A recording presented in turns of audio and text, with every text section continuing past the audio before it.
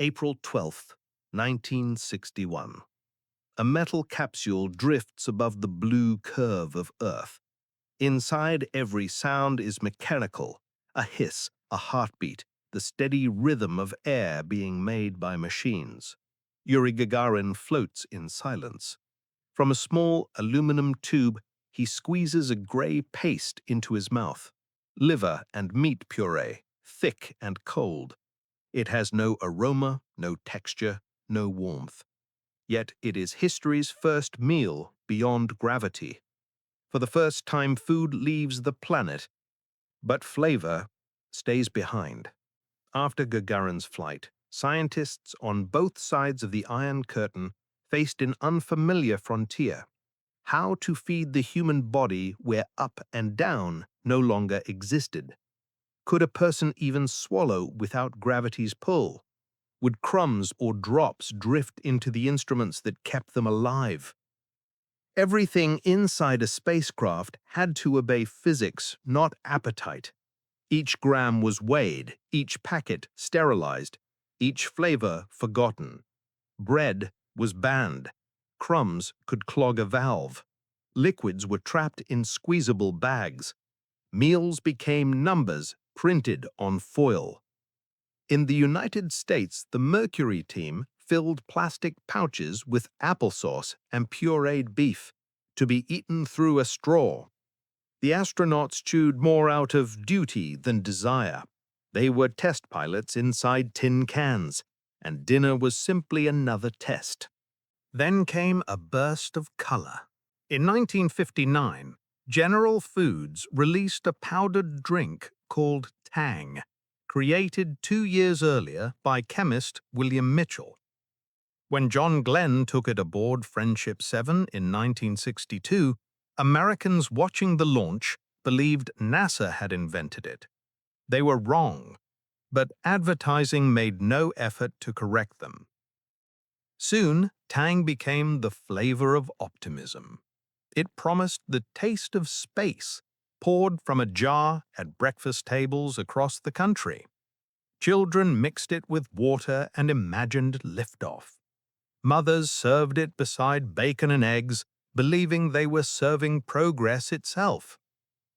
In truth, the orange powder had never been born in a laboratory capsule. It was born in a supermarket. But the myth was stronger than fact, and the world drank it anyway.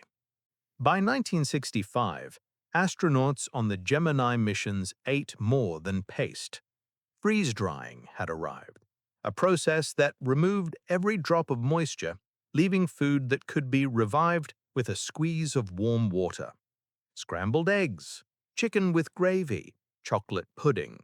The packaging looked scientific, the taste did not. Swallowing was easy, but enjoyment was gone. In weightlessness, fluids shifted toward the head, blocking sinuses and muting smell. Everything tasted faint, metallic, identical. One astronaut said the meals had the flavor of paper soaked in soup. Still, each bite proved a point. The body could live, digest, and function in orbit. That was triumph enough. Soon, NASA realized that calories alone could not keep men sane. A meal, even a bad one, had to feel human. In 1968, during Apollo 8, the crew celebrated Christmas with turkey, cranberry sauce, and coffee, the first hot meal in space. Still in plastic, but heated. For a few minutes, the smell of warmth filled the cabin and the Earth hung silent below. When Apollo 11 left for the moon, the menu carried fragments of home, bacon squares, sugar cookies, orange drink. Bread remained forbidden. Tortillas took its place, soft and safe, a perfect solution to the problem of crumbs. That small detail would survive every mission that followed. Not luxury, comfort. And in the silence of space, comfort was survival. Back on Earth, fascination turned domestic.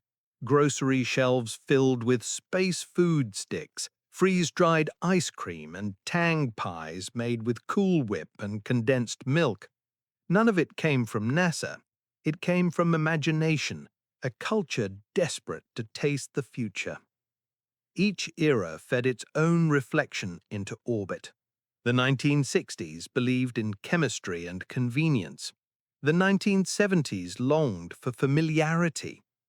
By 1973, Skylab carried the first true kitchen in space, a galley with electric heaters, magnetic trays, and a round table that held the crew in place with foot straps. For the first time, astronauts could sit face to face, share a meal, and talk.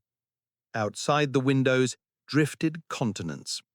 Inside, there was laughter, clinking spoons, the soft hum of the heater. For a moment, they were simply people at dinner. Across the world, Soviet cosmonauts lived a similar routine. They squeezed borscht and cabbage soup from metal tubes, ate black bread sealed in wax, and, decades later, aboard the Mir station, drank coffee, sometimes even vodka, floating in small globes of liquid. Culture survived weightlessness. NASA pursued variety. Spices appeared: hot sauce, salt water, pepper oil. Shrimp cocktail became a favorite. Its sharpness cut through the dull senses. Later came pizza, chocolate, and fresh fruit.